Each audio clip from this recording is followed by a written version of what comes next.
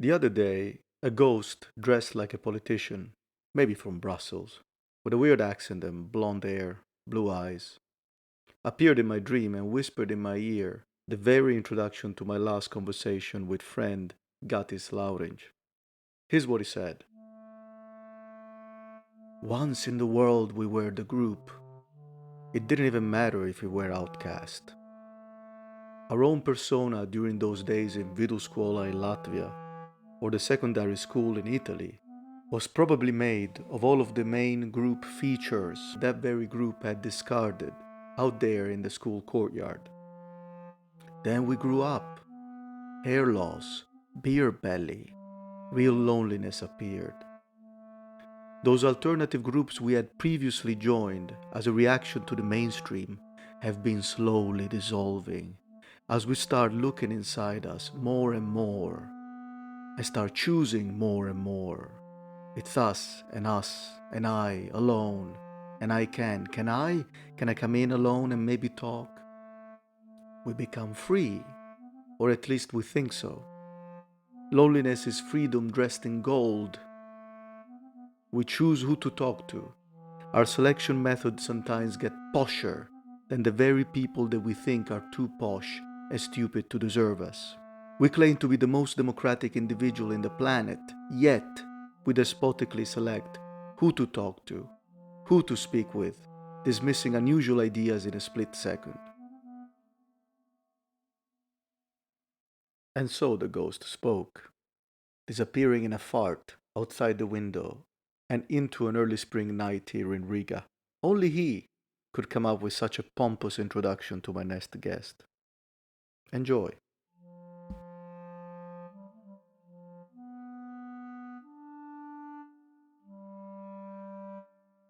Yeah. Nice to see you too as well, Fabrizio. Unfortunately, you cannot see me, but it is what it is. And we have a friend in common. As it happens, Mr. Kirillov's Sasha. We'll send our greetings to him if he's listening to us. Oh, most definitely. Hi, Sasha. Hi, Sasha. How are you? What are you doing now? Are you teaching? I actually had helped him out a bit. He was looking for a new job for a while, and I got him, well, at least the first step of an interview to work in a bank. He's gonna be a bank operations specialist. That's why he called me and he wanted to tell me something. But then he must have been that then. Okay, so well, for people that don't know, Mr. Alexander Kirillov is I think me and Gatis can both agree that he's a wonderful man. Oh, he's a very, very wonderful guy. Fun to hang around with. Great. He's got patience, the man, I would say. Oh yeah, because he hangs around. Yeah, hangs around us. If he hangs around me and Gatis, he must have patience, I guess. But he's also very smart. He's a very smart man. He's interesting to listen to, and he was one of the people that encouraged me to do this as well. So I am grateful to his advices and everything. Oh, that's cool. Yeah. So, but then I would meet Gatis. I think it was the first time that I met you. I think it must have been maybe 2 years. I don't know, maybe 2 years ago. Yeah, it was before COVID. It was either autumn or the middle of the summer of 2020. I think we were in one of the Azitis Migla, probably the one in Yeah, it was on Avot Street. Yes. And since then we haven't seen each other up to the other day where we actually had this group. We went out all together, and you joined us together with Sasha at the end. And we had the chance to talk so much that night. Yeah. We were a bit intoxicated, but it was such a great night. I think we ended up in Tallinn's quarters, and we had a conversation. But as it happens sometimes, when the night has been too long, and maybe there have been some debauchery involved, you get to forget what you were talking about. But the interesting thing that I know about you is that you work in a bank. I register banks. Well, register new entities in the internal customer system. So basically, you want to open an account for a big company, and then the person who you send in the data, I'm the second person who receives it and actually registers in the systems. So basically, if you have a big company, I opened the bank account internally. I see. So you get to know all this, maybe new realities, new companies. You get to be informed with those. I'm not too close. I'm a step behind them, but yeah. And how do you like it? Is this what you have been doing for most of your life, or you change different careers? I always change careers. This is something new. I haven't worked an office job for a while, for 3 or 4 years. Before that last office job I had was a translator in notary office. And after that I worked as a croupier in internet casinos, worked in Yes. warehouses and fields and factories and everything. So I've done a little bit of everything. I've been construction work, and next day I go, you know, translate some documents for a person. Seems to be some sort of symptom of our society of our days, in the sense that if I look back at the 70s or the 80s of the previous generation, it was probably very unlikely to see people jumping from one career to another. Clearly, you have to have the character for it. You have to be curious and flexible like you are. But at the same time, seems to be something that belongs more to our times. Yeah, I would definitely agree, because in the nowadays, first of all, with the all new information, platforms and everything, it's kind of easier, Yeah. and it's not so insecure. So, for example, if you lived in a small town, there were basically two places you could go to work. So you either go there or there, and otherwise there's no work. But nowadays, like, oh, you see the next town over, they have another job opportunities which might be better than you have now. So why you Yes. should, why you should have disloyalty for a company which you feel don't appreciate you, in And that sense. and somehow personalities become richer in the sense that, for example, Gatis has some of his experience as a croupier in the casino, as a dealer or whatever. Yeah, Probably yeah. he changed this character somehow. Being working as a builder builds your character in terms of discipline and people that you hang around with and things like that. So you are many personalities in one, I would say. Uh, yeah, that's a nice guesstimate, I would say, but yeah, you definitely learn a lot of things from a wide spectrum of things. So, for example, if you work this construction work, you have to be precise, you have to see the details, you have to work with your hands, and but you still have to think a lot, of course, because you have to still solve some unexpected issues and things like that. There are some things in common everywhere, but for example, in croupier job, you did not have to do a lot of thinking per se. You did not have to be.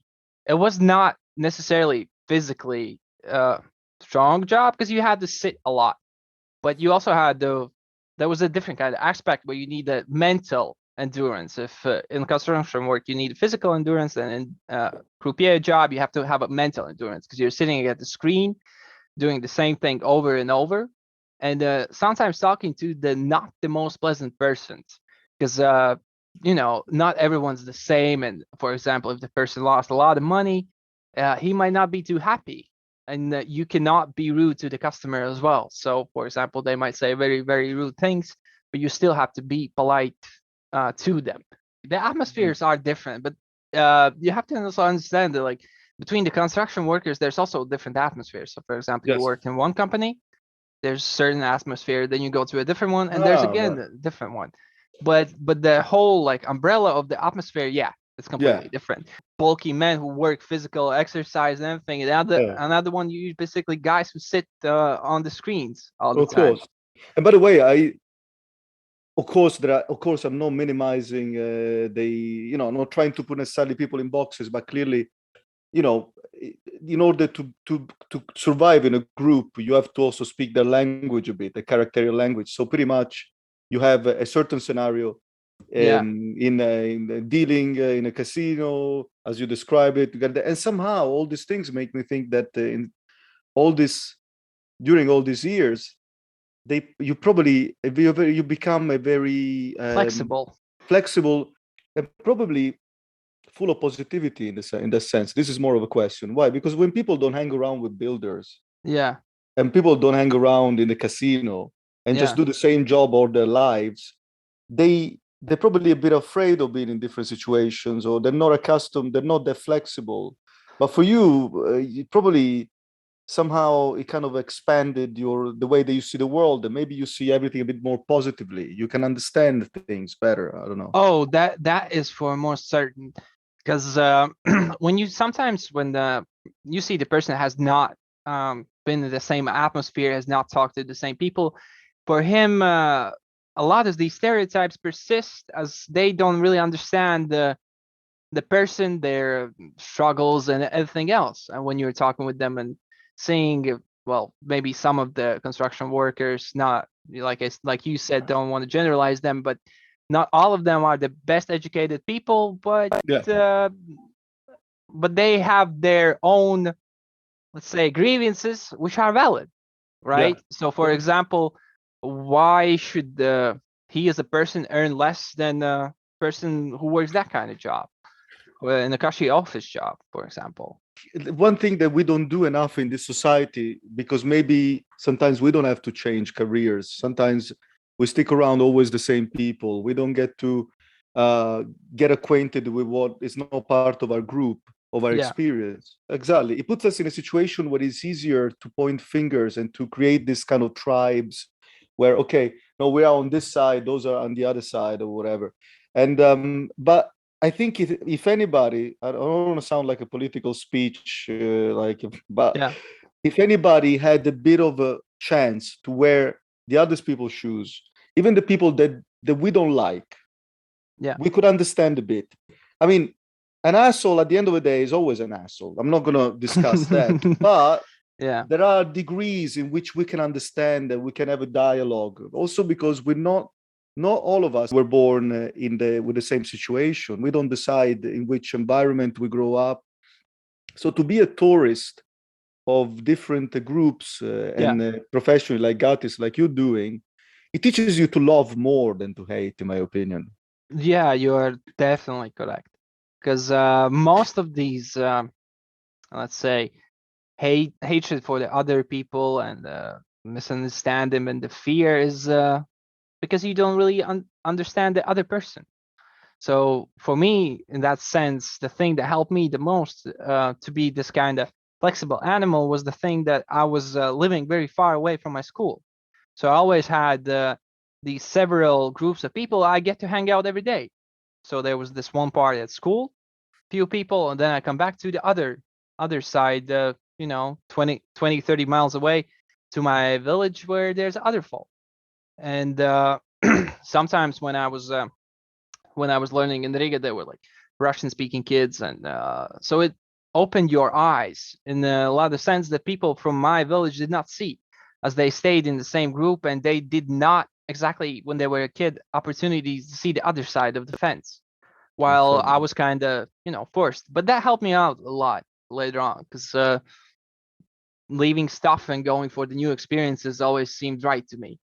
Trying to influence our life in an active way, in a sense, like I realize it's very easy to get angry about things. I mean, and I personally do get angry about things, but how about, just as an exercise, try to understand people that we don't agree with somehow, just like an exercise to understand where it leads us, because sometimes reality is a bit gray. Yeah, you're definitely right, but I think well, you're very right. People should do that as exercise, but it's like a homework you don't really want to do. So, for example, you're living in your comfortable circle, and why should you push yourself out of that comfort zone if you don't see the results or the gains or uh, the amazing experiences you can have out of it, right? And Yes, many people don't really understand that there are those, and they still have to push themselves for a target they don't see.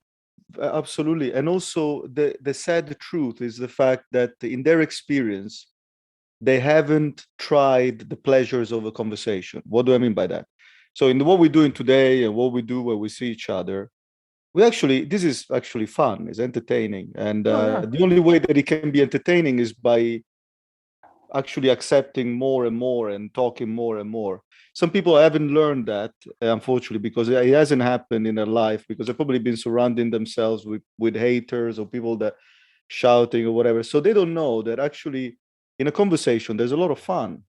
There's a yeah, lot of fun in conversing. And if you take it for what it is in a way that you are ready to make some concessions, for example. Like, for example, Yes, okay, of course. yeah, right. So you tell Gatis, look, I understand, like I agree with A, B, D, and F that you said. Yeah. So it shows that I don't have a dog in this fight. I don't hate you. I don't hate your Yeah, face yeah, or yeah, whatever. yeah. Go Let's ahead. talk about the C Yeah, part, and let's see what happens. Because yeah, everything's fine, but that point is could be wrong, and you could learn and you can grow as a person from that conversation. And I had many accidental these conversations which has stuck with me in my life, which yes. on accident, just by listening person, it's like, huh, I actually have never looked at it that way. And yeah, thank you for making me see things other way. Man, and sometimes you bring home, because we all human. So Yeah. there are people that I don't like. I'm not gonna be. There are people that maybe during the Oh, of course. conversation I go, like, I grow, there's some sort of feeling. I don't like this. I don't like the vibrations that I get. But sometimes if you listen, you bring home what these people that you don't like, you bring it home, and it's really a unique feeling when what they say you think is right, but it comes from a person that you don't like. That's when you bring that information home from somebody that is not someone that you like or your friend or whatever, and maybe you don't like this person, but despite that, what they said actually makes a lot of sense, in even if it's surrounded by so much negativity that you feel. That is a lesson to bring home, because it's a Yeah. beautiful feeling in its all weirdness. It's a beautiful feeling because it tells you that you are still alive and you still listen to people that you don't necessarily like, and that thought haunts you sometimes. Oh, boy, this guy is right, even if he's an asshole. Yeah, I absolutely agree. Like, that guy's an asshole. He's But he's right. right. Screw you. Yeah, exactly. But he's right. Yeah. I think I want to admit that maybe not until for quite a period of time I had some covers on my ears, or I wasn't too open to this. Maybe as soon as I realized when I was younger, when I realized that I didn't like a person, I don't want to admit that I was really listening. I wouldn't necessarily bring home Yeah, those yeah, what he said. facts. You might be heard him, and it's like, Yeah, yeah, I get what you're saying, but uh fucking. yeah, yeah, keep it to yourself. It was Thank you. more about who said that. Oh, he Yeah, said it. Well, he's an asshole. Doesn't matter. yeah, and if you like the person, it's like he says complete and utter BS, and you kind of hear it, but you don't question it. It's like, okay, I'll take it because I like you. I'll agree to it, and that can also Yeah, bite you in your back end later on. It's like you think one thing, and then it it's not. It's not. So yeah, it's really about the sympathies against the person. But in the sense of conversation, you should always keep that aside, because even the bestest people, the people who you love, might have well, some wrong facts, maybe some opinions which you don't but yeah, you're willing to accept them because you like them, right? yeah, Yeah. But yeah. if you have instead of like not confronting them, but have a civil conversations, like, hey, I know, like, you really you are really really into meat, but maybe just meat only diet is not the best in Exactly. that kind of sense. I mean, there is some degree of silliness in the fact of learning new things from people that have the same opinion that you have. It reminds me of like a university was like that. There were like people that were reading, criticizing Nazism for some very good reasons, Yeah. absolutely. But they were Yeah. reading the books that were anti-Nazism, which made a lot of sense. Why don't we read straight away the Mein Kampf? Why don't we read that book and come up with a direct opinion instead of reading people that are condemning that? I'm not saying, by the way, let me be Yeah. clear. Nazism has to be condemned. The only point that I'm making is, right, why don't we go to the source? Yeah. Why don't we go to that person that supports Trump and have a conversation with him instead of teaming up in groups of, and every time that we say, oh, that person supports Trump, oh, well, then we're not going to talk to him anymore. Why don't we talk to that person straight away instead of making these groups where we alienate people just because they have some sort of bizarre political orientation? Because you have to be patient. And Yeah, now, yeah, because in the modern times, you don't really have a lot of time. And for example, if you don't really care that much about the person, you either say screw you, or Because like, imagine if you're sitting at the random person who's at the bus seat and try to explain him why he's wrong for 3 hours. Would he even Absolutely. listen? Like, No, you're right. yeah, You're right. exactly. But let me maybe make a different example. Okay. I totally agree with you with the fact there is no time to go around and look for weird people. But I totally agree. But sometimes it happens in this rotation of new companies, maybe that we might have, like being all in Riga. It might happen that there is time that night to talk about that. Like for example, Yeah. when we were talking in the bar, me and you, we were talking about politics, I believe, and we spoke Yeah. maybe to each other twice in our life, and that was the second one. And I didn't know, it was a total dive in the dark with you because I Mhm. didn't know what ideas you had. But let's suppose that happens. The attitude is to continue talking and maybe use some, not as you said, try to teach him how to live, Yeah. but try to use some, I don't want to call them let's call them strategies to have a conversation. Pointers. Pointers, exactly, where you understand how this person got to make that decision. And Mhm. absolutely.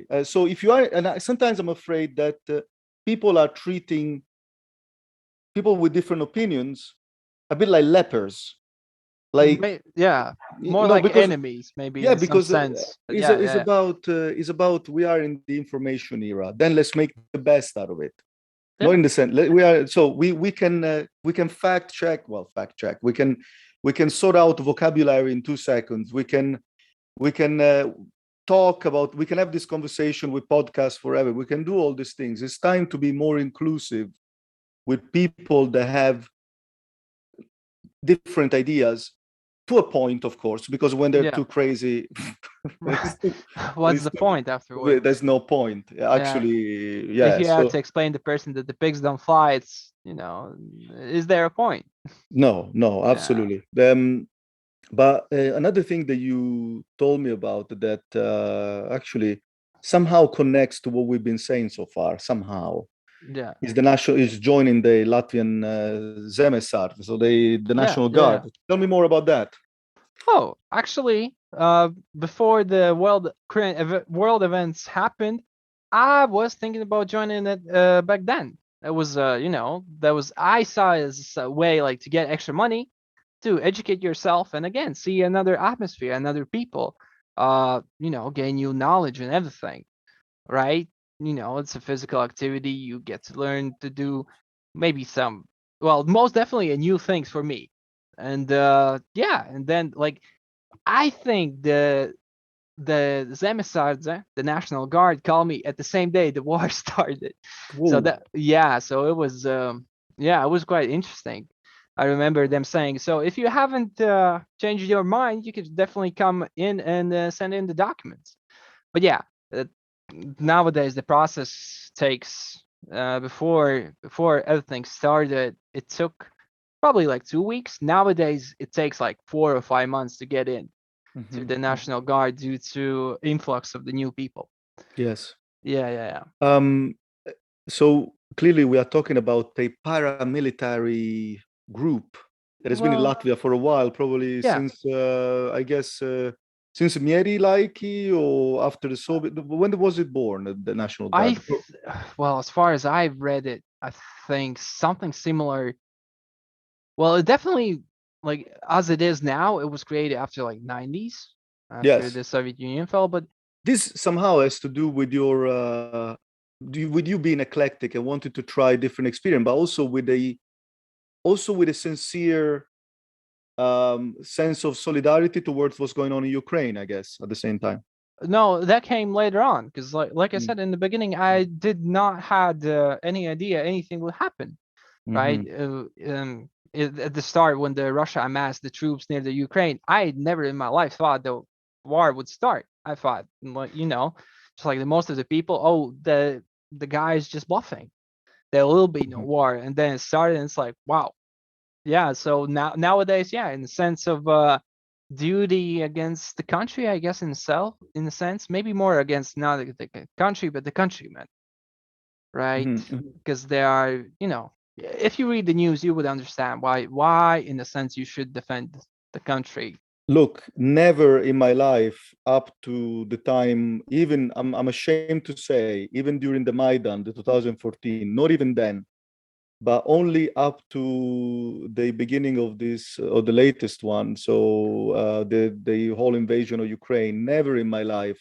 The idea of actually joining National Guard and getting some basic training has been more down to earth and made more sense like now. Exactly. Yeah, And yeah, now yeah. I absolutely see the value of it. So, if anything goes down, I will have the knowledge and the way I can help others and myself. Clearly, guys, imagine that there is a massive gap between civilians that don't have a clue about firearms or surviving in the woods or whatever there is. A massive gap to cover between the life that we have now, where we have commodities of all sorts. We got everything. Running We don't water, warm running. water, electricity, all Yeah, these kind of things. we So spent time just with my fat belly sitting on a chair and having conversations. yeah, But once the shit is the fan, hopefully it doesn't, but yeah, it's already happening in Ukraine, unfortunately. yeah. What am I going to do?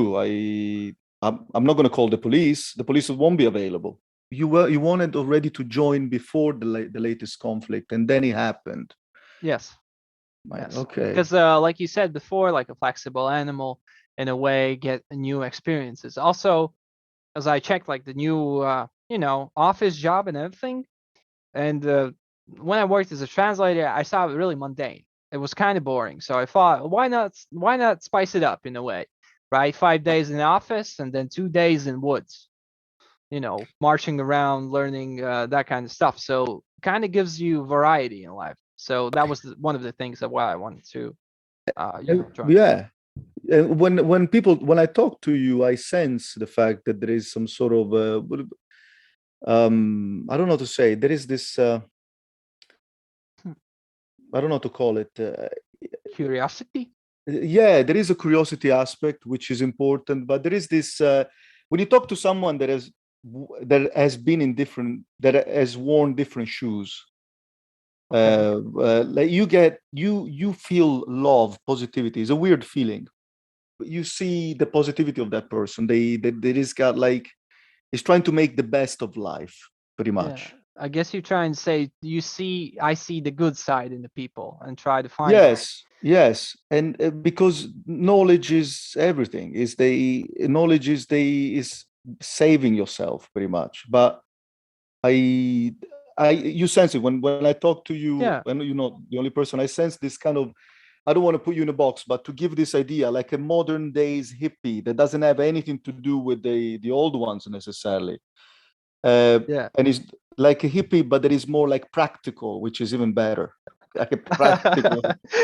That's a no. Thank you.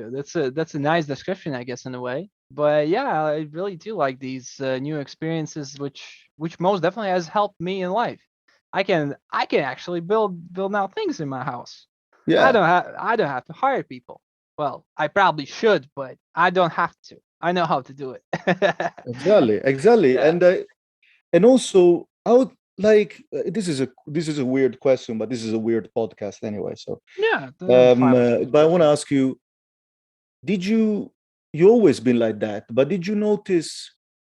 Has it become addictive to also somehow to change, to know different things in the sense of like now you are working in a bank. You're definitely Yeah. happier the time where you when you were translating, right? Now you're Yeah. happier than. And do you see yourself continuing with this job for a while, or you're already predicting that you want to do something else? How do you feel now? The positive thing about this job is I don't have to quit this job to change my how do you say uh work responsibilities. So for example, I work like half a year with the data, and I think about to myself, man, this is getting tiresome. So I'll go try programming, and they go and teach me programming. Or maybe I want to work with transactions themselves. Maybe I get some financial education in the bank and everything. So they Mhm. are pretty open about it. So in this for now, I think this could be a long term thing because they accommodate my need for variety.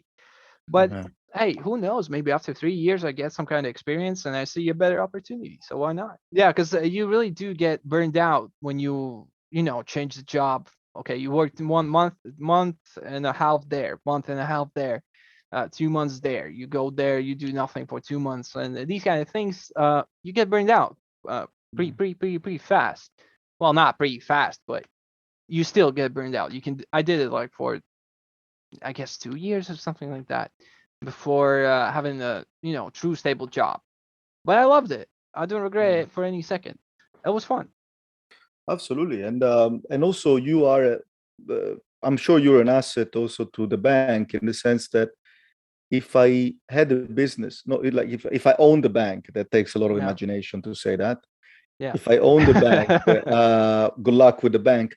If I Yeah. own the bank, I would want people that have been in that have followed different paths in life because I want the person like Gatis to know all the different groups, social groups. Like he knows how to deal with people that come from the building sector. Yeah. He knows their lingo. He knows the way that they. Who knows how to accommodate customer Yeah, needs? it's not going to look like is not look.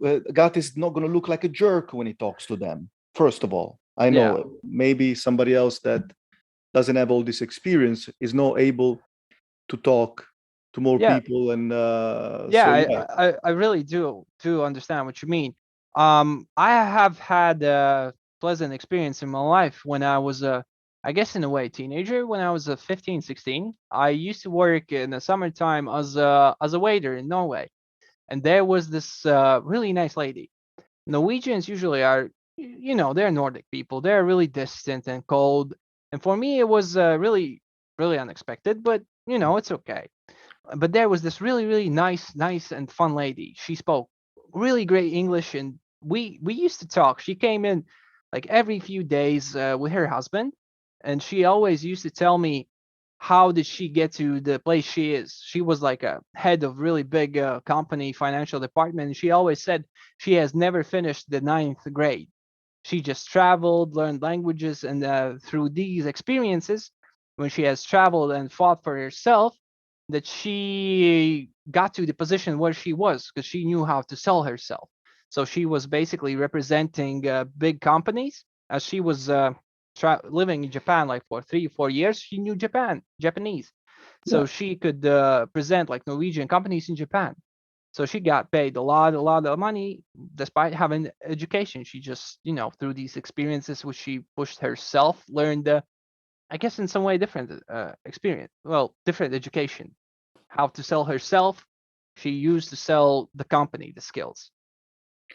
I when you some people are really an inspiration. You meet people that have the malleable personality that can exist in different situations, and you notice them when you talk to them. You understand these big horizons when you talk to them. There is no such thing as a taboo. The beauty Yeah. about these people, even with Gatis, is like that. And you feel like there is not we can talk about anything you want. It doesn't mean we're going to agree.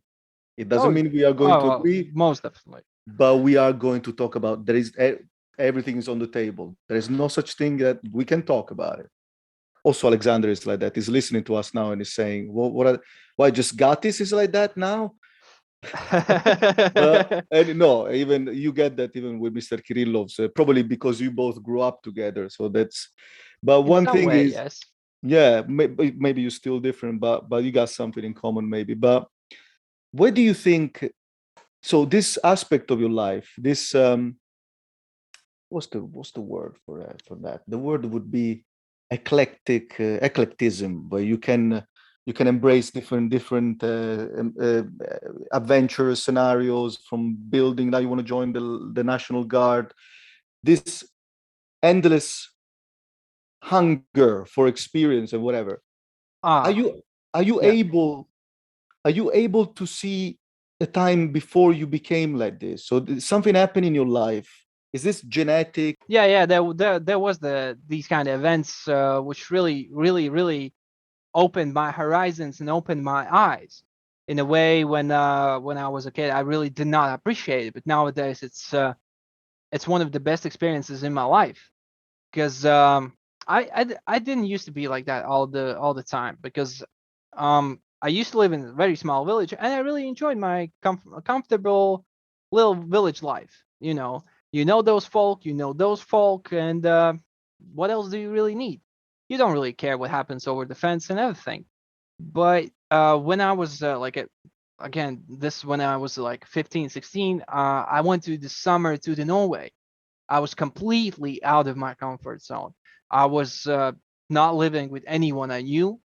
I was living in with the people who didn't spoke my language, and I was put in a place where I didn't know what to do. This was my first true work experience, where nobody was really holding my hand, and I was torn away from my friends.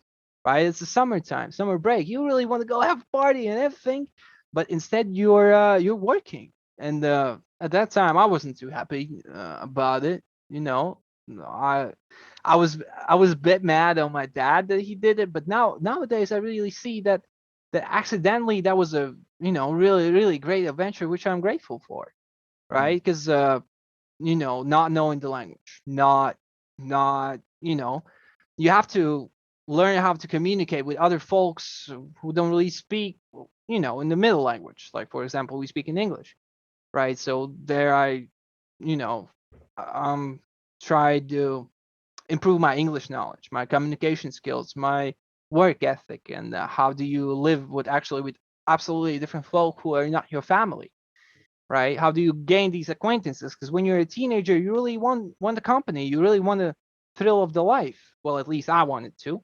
And when you're like, because we're also living in the middle of basically nowhere, there were you know, you still want to have fun and try to find friends. So probably now with your habit of actually wanting to try different experiences, maybe you are somehow subconsciously trying to re-emulate that first time because it gave you adrenaline. No, I think I'm trying to make it better even. Ah, Right. Yeah, because like the first times there were like bad moments and the good ones, but then I came the next year and I felt more comfortable and the experience was even better. Right. I could come to school and say, hey, I was there, I got the big money, I met these kind of people, I learned this kind of language. What did you do? And they were like, well, I play football. And smoke it's some like, weed. haha. Yeah. Yeah, Well, I yeah, don't know. yeah. Somebody is playing Monopoly tonight. I guess. Are you coming? Yeah, exactly, exactly. Man, that's so true. I mean, like it reminds me a bit of my company back home in Italy, and at some point I just had to leave. Everything was too predictable, too under control, too much under control. Same companies, everything was protected, everything was. And I started living just by doing odd jobs. I started being a pizza pony or things like that. But it wasn't really for the money. It was more for the company, for the people, for the Oh, crazy characters that you would see outside your usual group. And um, and then at some point I would leave Italy to go to England. And today I'm in Latvia. But it was the same principle pretty much. The principle was hunger for the unknown person, for the unknown situation or whatever. And so that was with me it started because everything was becoming a bit too predictable and things like that. And sometimes I'm sorry because I see some people that I left over there maybe, and this is not fake solidarity. I'm really yeah, sorry about it. And sometimes if you miss that train when you're young, yeah. it's very difficult to catch up when you are 40 or 39. It's not impossible, but it's Hmm. difficult to become what Gatis has become when Practical hippie, like a you said. practical hippie, which is a compliment, by the way, Yeah, yeah. I, is a I took it as a compliment. Thank you. no, but it is, man. I promise you. No, But maybe I I didn't approve. want you to think about the hippie, like the funny, like just smoking weed. A Yeah, practical driving hippie. around the bus and Yeah, everything. yeah, no, no, no. So I think to become a practical hippie, which is a good thing, it can be quite difficult if you start evading those situations that are comfortable to you when you are maybe in your late 30s. It's not impossible, but somehow this experiments have to be carried out already maybe a bit early in life. You have to have the desire for rebellion a bit earlier. I Oh, guess. I think you're right. I think you're right because usually it comes early and later on it is difficult. But like just as well, like you said, it's not impossible. Yeah. So I think there are a lot of people who've been, living in the same place for, I don't know, 32, 33 years, and then they change a lot.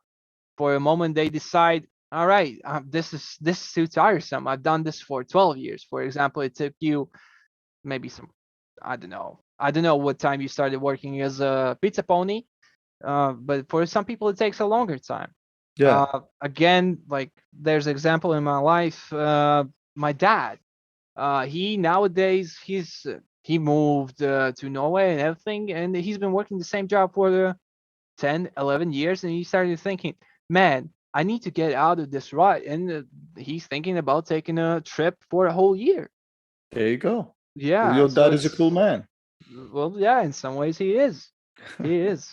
So And hey, he raised me, so he's pretty cool. yeah, I mean, it must come from somewhere, I would say, and probably is listening to this podcast. So congratulations, Mr. Lauriņš. He's not See, listening to it yet, but I will send it to him. Mr. Lauriņš Senior.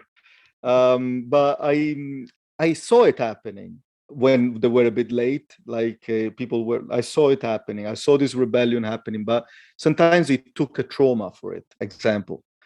Yeah. Maybe somebody that really has been with a girlfriend slash partner slash wife since they were maybe 17 or 18.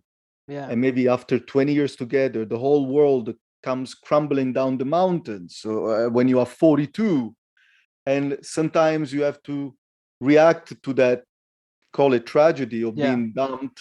You didn't dump your partner, you Yeah. have been dumped, with something that is at the same time radical and crazy. And I've seen people like doing that. I've seen people Yeah. getting lost in the world.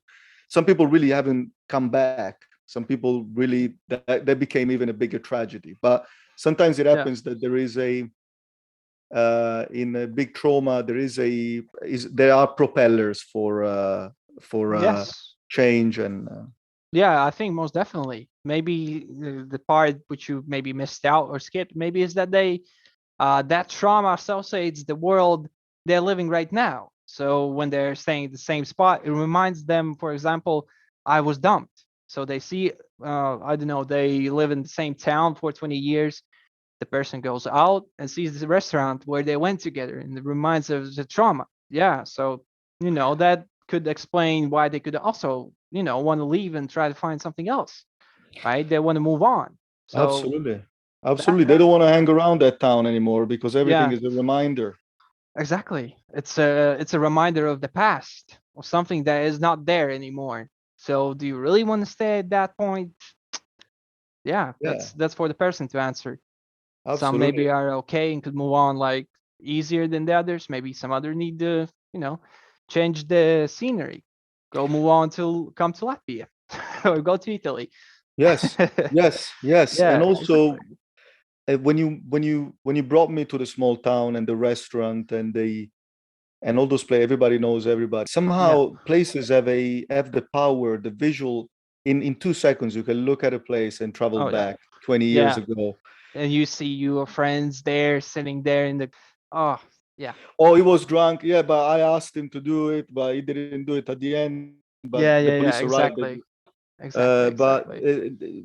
only if these are negative feelings towards those places, or maybe a friend that you lost, for example, not Yeah. just not in terms of is dead, but in terms of maybe your relationship doesn't exist anymore.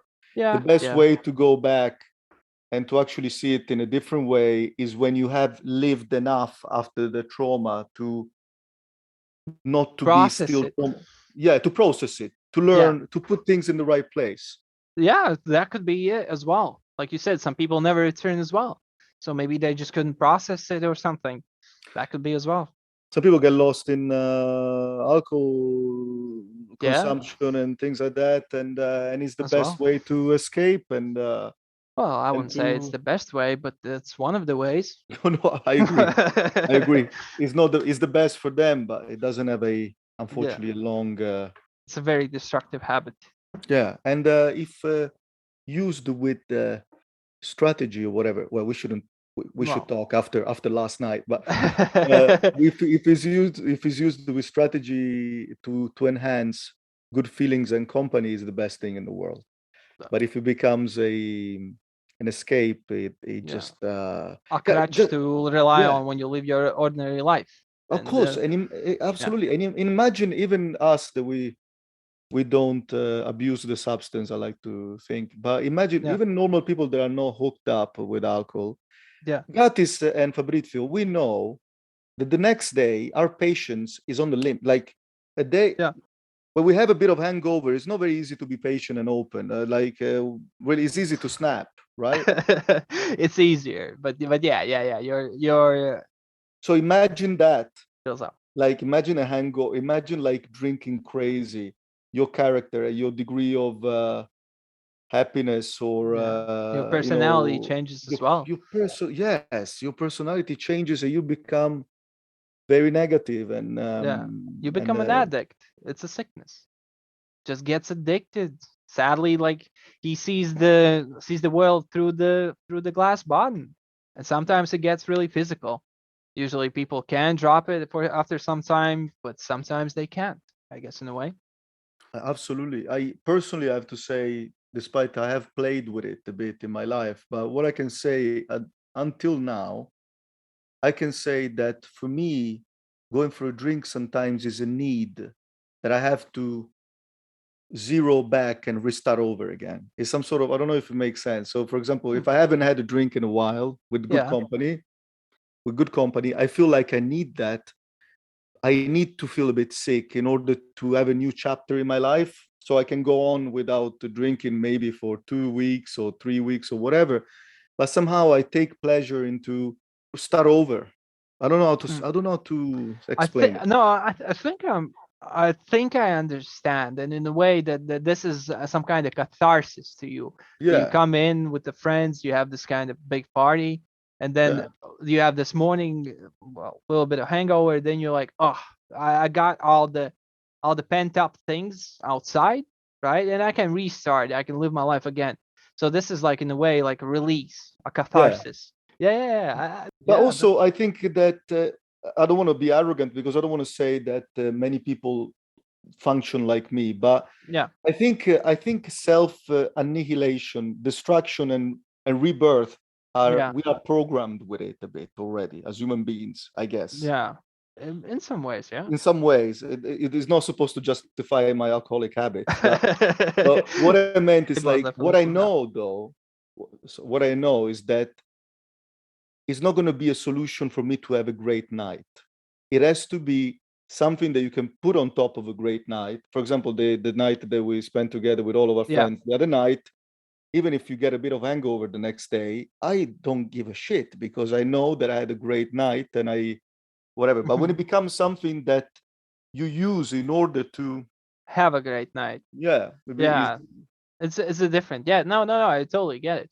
Because like the alcohol is a part of it. It's not the main thing you go after, right? You want that great time, and if it's about alcohol, it's great.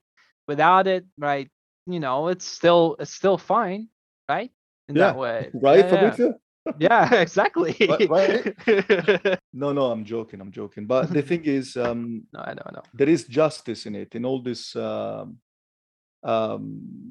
restarting from zero, reprogramming, seeing life from a different point of view, having a conversation, and it is a way to somehow to checkpoint with life a bit, to understand where we're going. It's a good catalyst for a good conversation in a way. And it loosens tongues. It makes people feel a little bit more freely. But yeah, it's fun.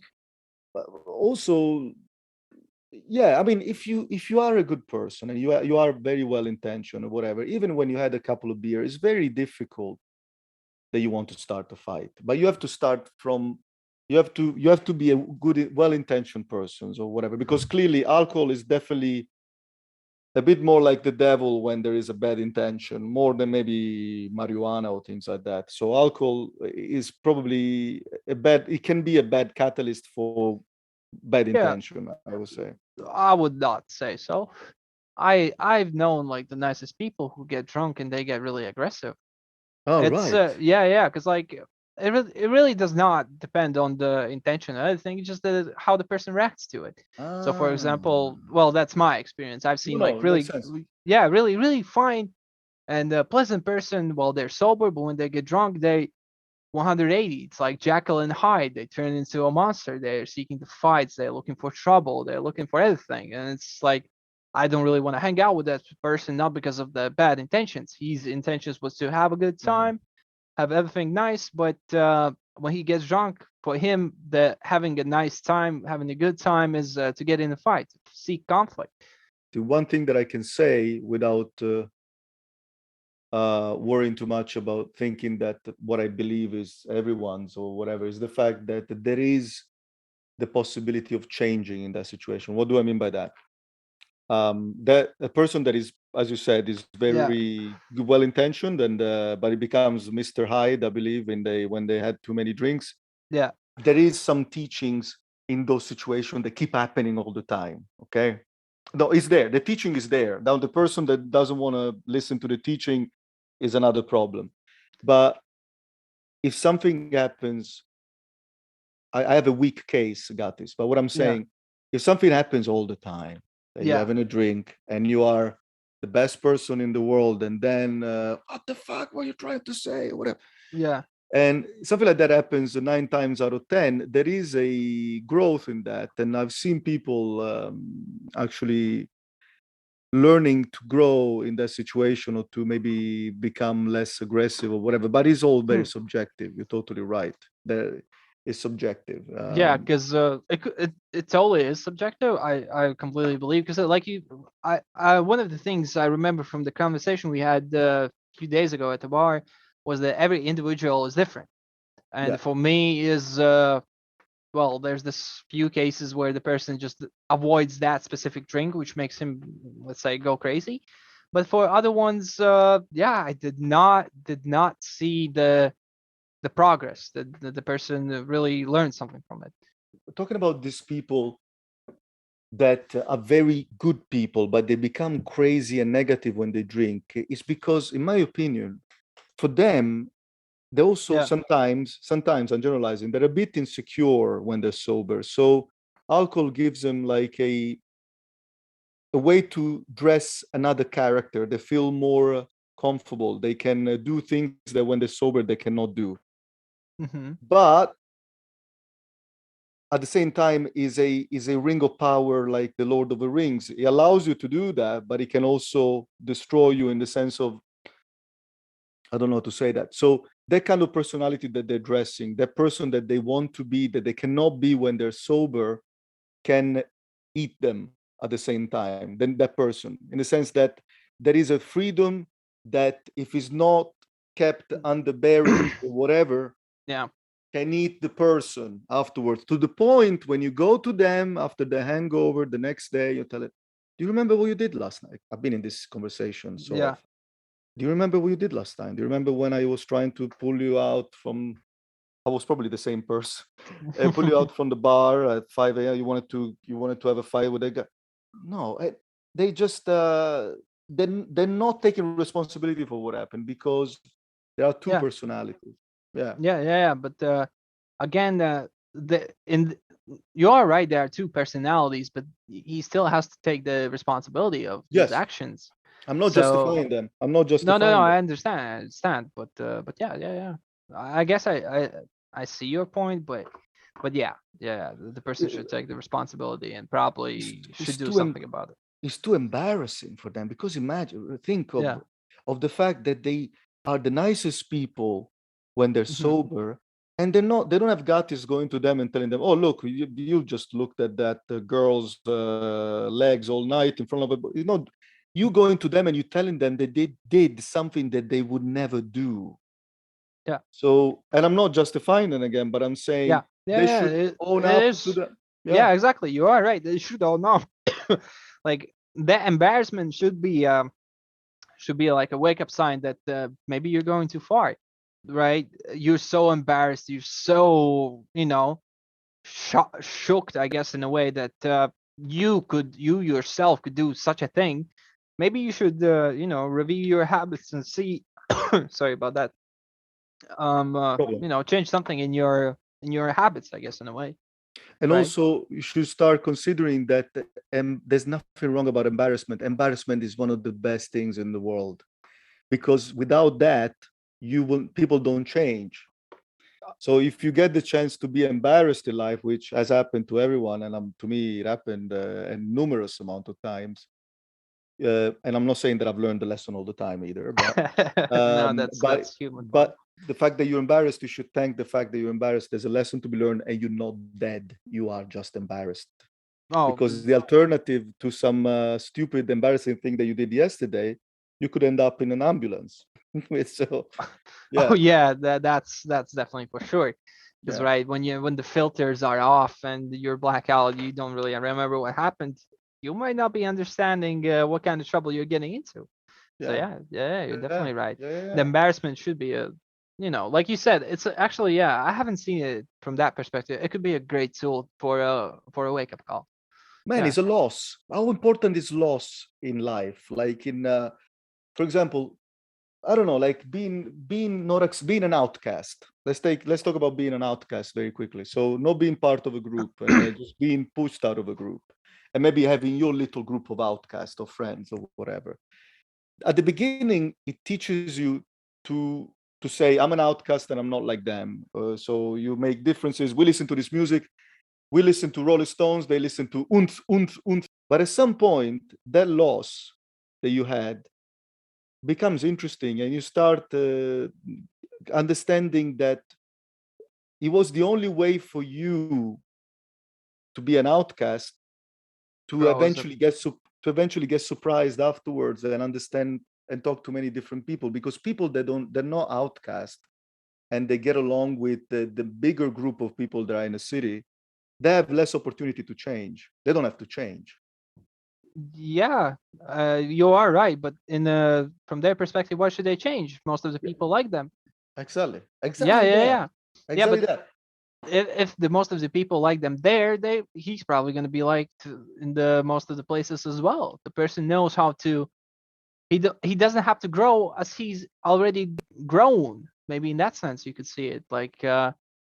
Yeah, I guess there are bonuses if you're an outcast, but if you're the most popular kid, you probably know how to be a popular in other places. You probably know how to be a popular at work. You probably know how to be popular in your hobbies, in your, I don't know, sewing groups or anything.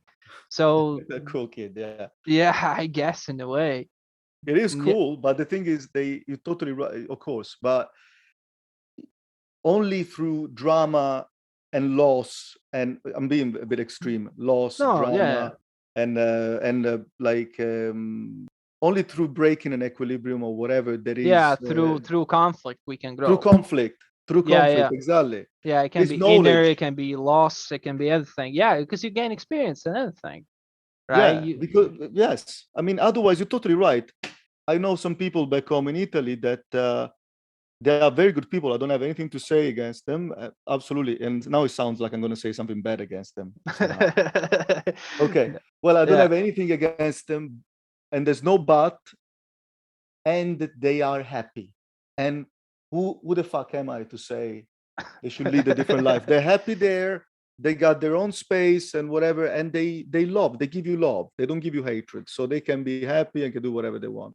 Yeah. Um, at the same time, it's a bit weird to bring up a conversation or a taboo or a topic that they, in their own group of people, is not very often being explored. You see what I'm saying? Yeah, yeah, yeah. Because you're breaking the comfort zone. You're making them Yeah, unhappy. They are happy where they're at. yeah, yeah. Right. But for Yeah. me and you, that is the Bible. Yeah, See what I'm exactly. saying? That's the growth, that's the experiences, that's the everything. Yeah, exactly. Like I think if I recall correctly, Dostoevsky said something along the lines that every happy person is the same. They're happy. And every unhappy person is unhappy in their own way. So, right, for example, he gets paid not paid enough, that person has lost something, that, and through these grievances they grow, right? So he Yes. knows how to deal with the loss. So I guess in a way it is better, but who's to say that it's better? Maybe it was better not to have that loss in the first place. I'm super happy with that, because I like people that are different and they're like that, but they give you love, and not necessarily they're not there to tell you or You're what the fuck, wrong, you're what that did you and that. do? Yeah, Yeah, yeah, because you don't belong to our group, so you don't understand or whatever. So yeah. I'm totally happy with that. It's just not the way that I am, and but we have to be democratic in that sense. And I will always say, there is more dignity in somebody that lives in a small town and he just shows you love, and even if you had a different life and different beliefs than this person has, than somebody that is a double agent. You don't understand really where it belongs. Yeah, yeah, exactly. I guess in a way, yeah, yeah, you're definitely right. But then again, like, who's to say which is better, right? To each his own. Right? Somebody likes black tea, somebody likes green tea. But So I'm going to make a stronger case here. Why the double agent is not good? Because you cannot see the heart. There's a lot of bullshit, a lot of fuckery. You don't understand the integrity if that person is actually believing, if he's actually serving different masters at the same time. You see what I'm saying? yeah, no, no, no. I see what you're saying. The only But problem is that, okay, we're going to have a strong conversation, me and you. The only deal that I have is that I know where your heart is. yeah, That's the only deal that we have. And then we can agree, disagree. But sometimes there is a bit of the word, maybe a little bit of fuckery. yeah. Where what's going on? The strategy is changing all the time. Are we really, are we accusing Trump because of some in cohesive facts that really make sense for you, or are we accusing him because of in order for you to build the personality? That's the thing that I don't like about people. I don't like people when they build their own personality by destroying other people or by accusing other people, in the sense of I want to build my personality despite I have to keep saying that those are wrong, those are wrong, those are wrong. This is some sort of attitude. Yeah, Uh, I see your point. Yeah. yeah. So and then when these people, when their enemies are not there, Berlusconi, Trump, or whatever there is, they're going to be left alone, and they're going to have a personality after, because you have a personality as a reflection of what you don't like. Yeah, yeah, yeah. But there's infinite things you don't like, right? So he doesn't like Berlusconi, Trump, or whatever, right? And right, you just go for the next one.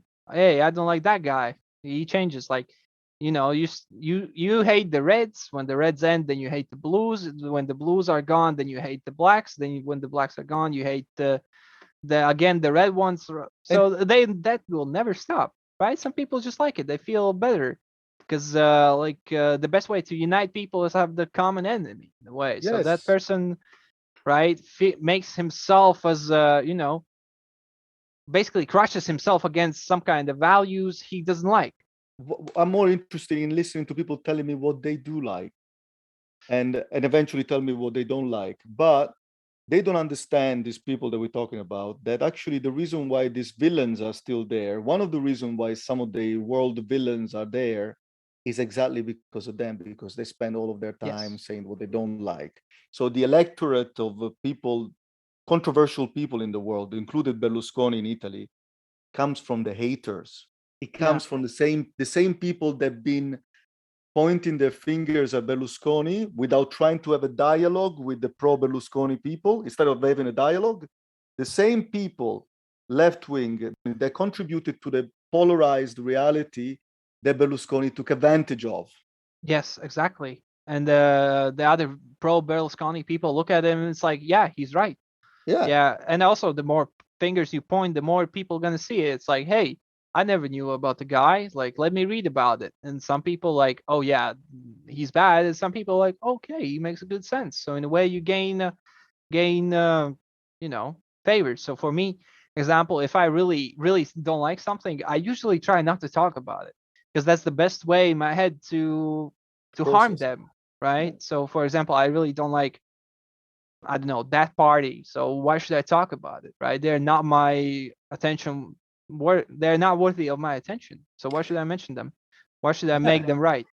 Maybe for you, it would be almost more interesting to have a conversation about those parties with someone that can tell you something that you don't know. Yeah, exactly. Yeah. That's why I really like these for example, conflicting opinions. That's why I really like playing devil's advocate. So, for example, people really Yeah. like this kind of same thing, and I also really do like it. But what happens when I say, I don't like it. What are you gonna say, right? So if you go against the common sense, right? How do you defend it in a way? And that creates a lot of new ideas and maybe makes people look from different perspective, even myself, right? It makes you feel in the other person's shoes. And also, it's too easy of a victory. We don't like that. I mean, there's a bit of vanity involved in the fact of everything is a bit complicated. For example, I will never support Berlusconi. I think it was toxic for Italy. So this is the truth.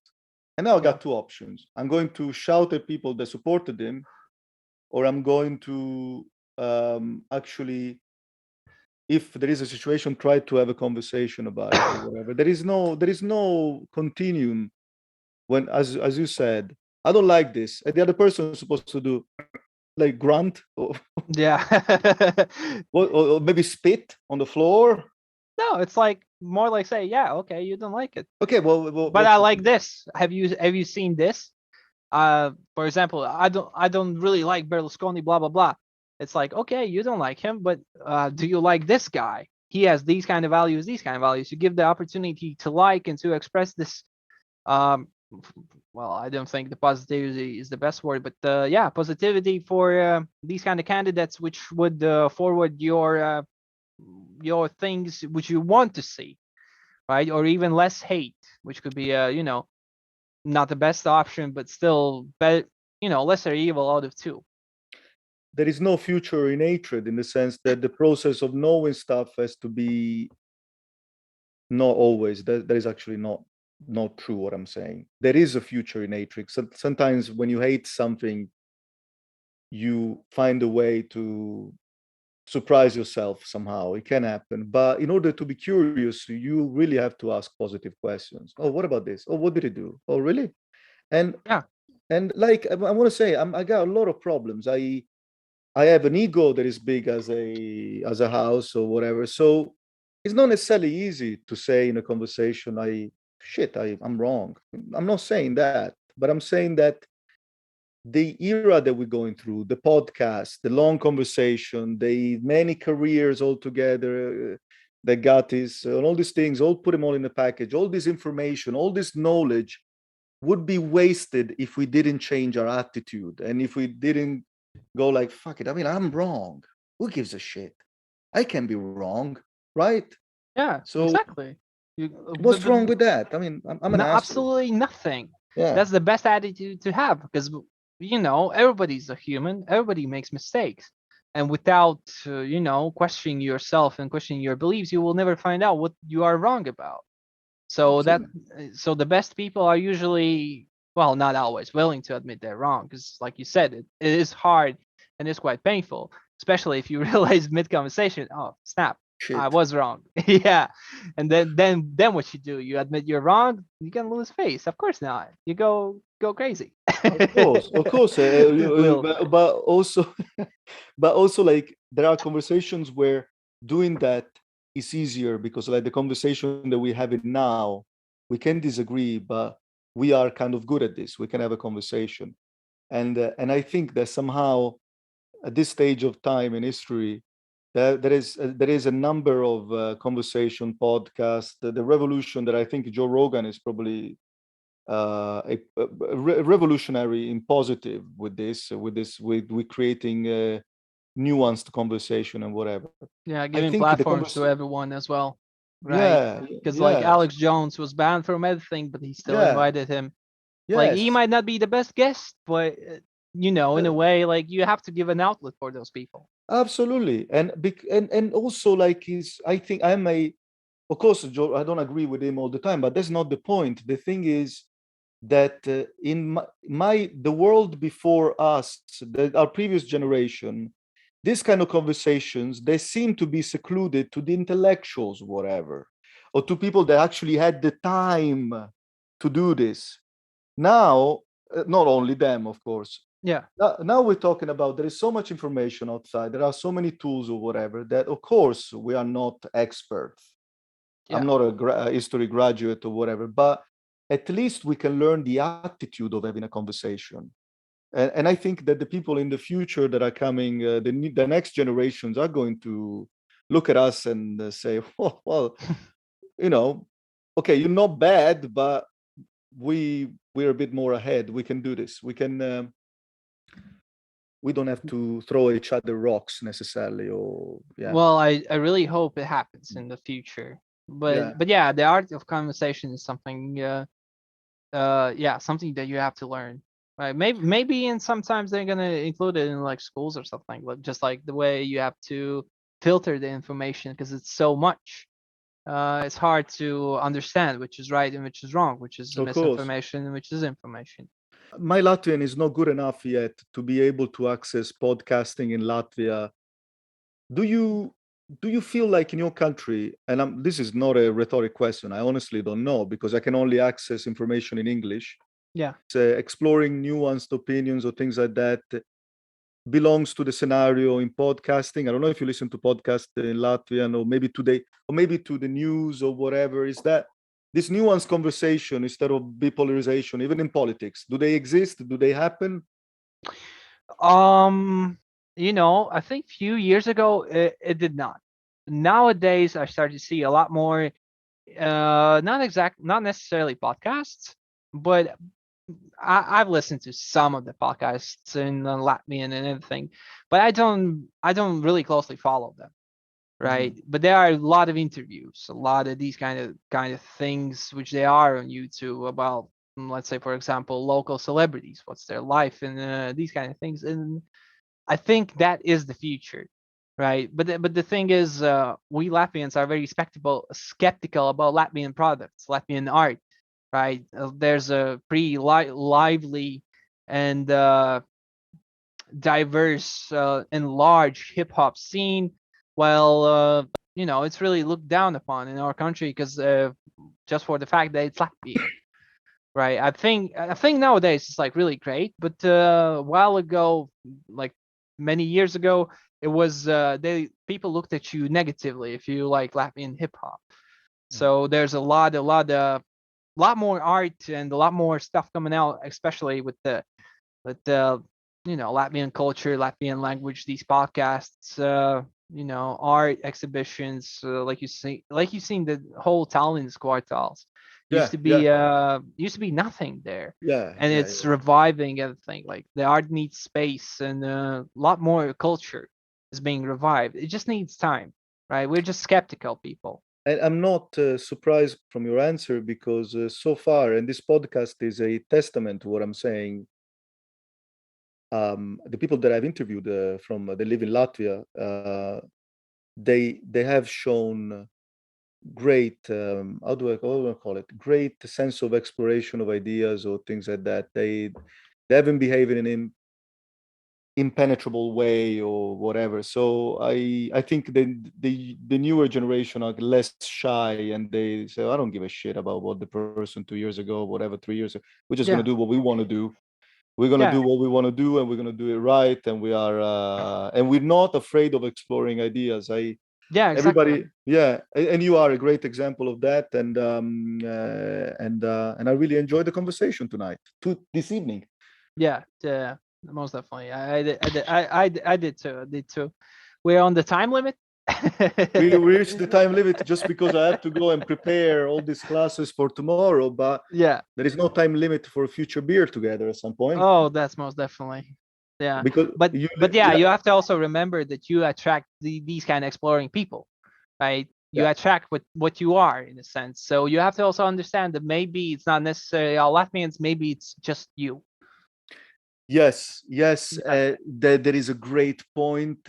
What can be said about that? I definitely know some people that wouldn't be attracted by this that live in Latvia. They do. Yeah, maybe you should see how they feel in a sense. And this, Yeah, and have an argumentative conversation maybe in some yes, ways. and in order to do that, I will have to. I can't wait to be fluent in Latvian Oh man, because I can't I wait it as well. beautiful man. Well, I can say this. I don't only order a beer. I can have a 5 years old conversation. I think, but that's. Oh, that Well, is actually, that's amazing. probably now I have to live up to what I said. But Yeah, okay, man. All right, then let's get in touch. And if you get to see Alexander before me, probably, please yeah, say hello. yeah. I'll send him. You send him love. Send him my respect. So I'll tell him you send you your respect and everything. Tell him something funny. Tell him, oh, we bad-mouthed you for a while in the podcast. Just tell him that with a with a straight face, though. Oh, we had to say something about you, but don't listen to it. Yeah. Tell him that. Yeah. To tease him a little bit.